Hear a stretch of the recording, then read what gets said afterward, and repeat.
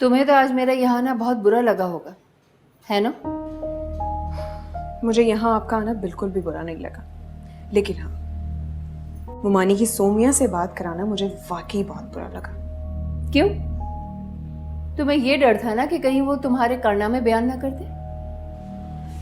अम्मी, मैंने ऐसा कुछ नहीं किया है जो मुझे किसी का डर हो। सोमिया ने मुझे सब कुछ बता दिया राहिला। तो वो बेचारी तो पहले ही तुम्हारी लगाई हुई आग में झुलस रही है, अब तो उसकी जान बख्श दो। आखिर मैंने किया क्या है जो मुझे इतनी बातें सुना रही हैं? उस बच्ची की अच्छाई देखो कि आज तक उसने तुम्हारे बारे में भाभी या नुमान के सामने अपनी जबान नहीं खोली। वो तो उसे मौका नहीं मिला, इसीलिए उसका मुंह बंद रहा, लेकिन आज आपने उसे पूरा मौका दे दिया था। शुक्र करें कि उसे कहीं जाना था, वरना तो मैंने मना किया था उसे राहिला। मेरे मना करने पर उसने भाभी को तुम्हारे बारे में कुछ नहीं बताया। खुदा के लिए उसके ससुराल में तो उसके लिए मुश्किलात खड़ी करनी छोड़ दो। आप कैसी बातें कर रही हैं? मैं आपकी बेटी हूं।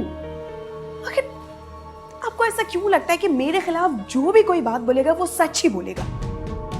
इसको किस बात की तकलीफ है पता है आपको? मेरी शीरीन से दोस्ती हो गई है, अदन की दूसरी बीवी से, जो खुद बेचारी इसका इतना ख्याल रखती है।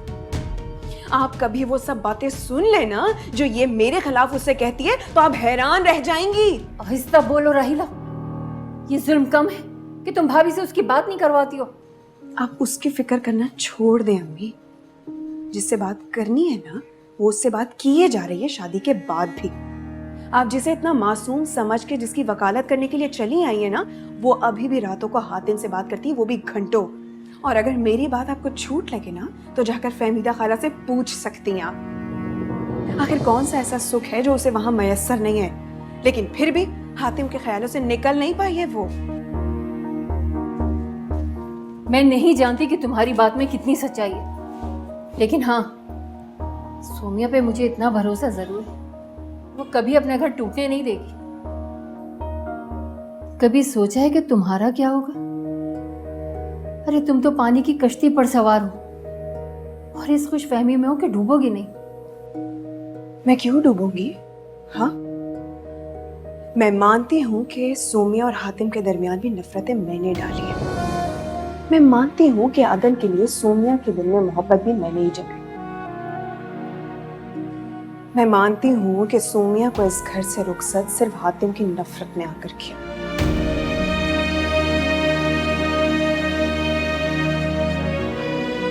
आखिर इन सब चीजों में फायदा किसका है? सोमिया का। अरे किस बात की तकलीफ है उसे वहां, बताएं जरा। अदन जैसा शौहर, खुशहाल ससुराल, सब कुछ तो मिल गया, और क्या चाहिए? अगर तुम्हें लगता है कि सोमिया फायदे में रही, तो फिर तुम्हें ये क्यों नहीं लगता कि तुम भी तो फायदे में रही? अरे नुमान जैसा मोहब्बत करने वाला शौहर और भाभी जैसी शफीक सास के होते हुए भी हातिम की नफरत ने तुम्हें क्यों अंधा किया हुआ है? अगर हातिम की जगह अदन की जिंदगी में आ जाने पर सोमिया को अल्लाह का शुक्रगुजार होना चाहिए, तो फिर हातिम की जगह नुमान की तुम्हारी जिंदगी में आ जाने पर तुम क्यों नहीं अल्लाह का शुक्र अदा करती?